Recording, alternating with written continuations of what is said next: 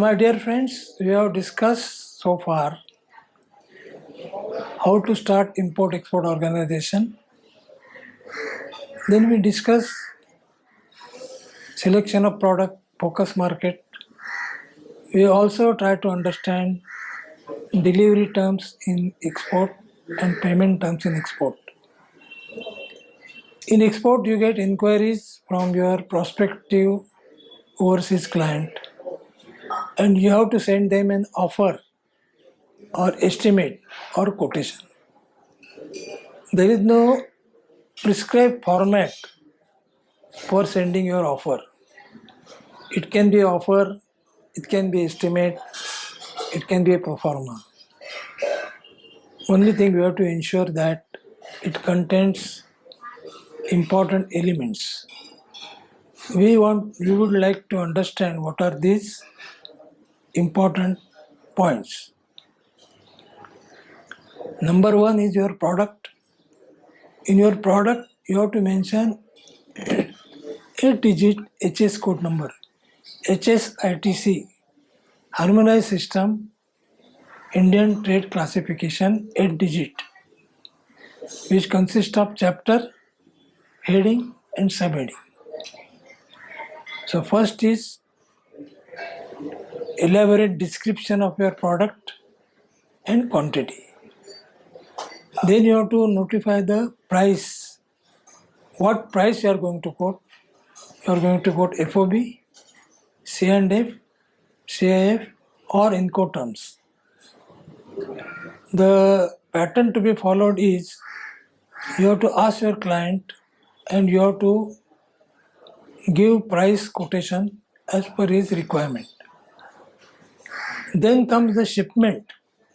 In export, there is no delivery but shipment because you are handing over the goods to the shipping company, which is ultimately shipped to your client and delivered.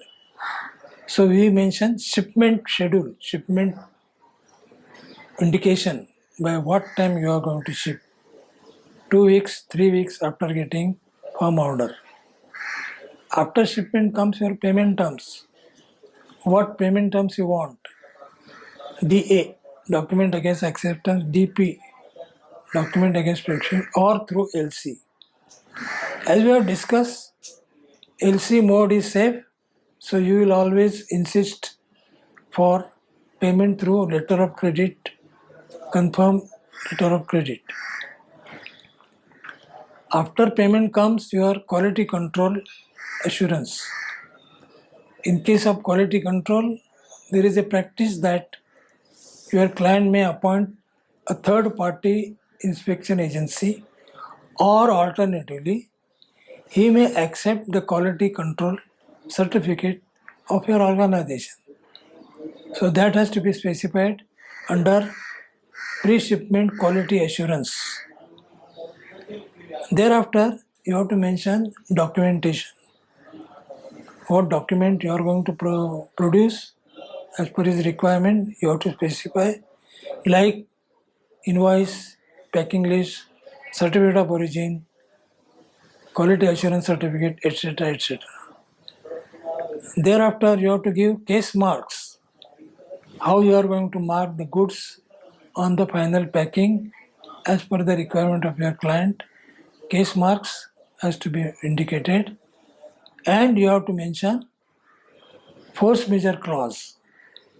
Force majeure clause is such a clause that it enables you that on account of certain problem, there may be price variation.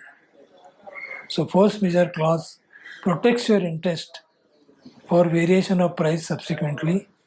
And last but important, validity of your product. Because you expect after giving quotation, it should be accepted within a reasonable time. Because for example, if you give quotation today and the client responds after 30 or 40 days, things must have changed. So you mention a validity that your offer is valid for 10 days, 15 days, etc. You have to make the offer simple and not including any legal terms which will frighten your prospective client. But mention the important points which can be accepted by your client. So we have come up to the stage of preparation of export contract. Again, for this, for your query, you can come to our comment box or you can contact exportguidanceservice@gmail.com. Thank you.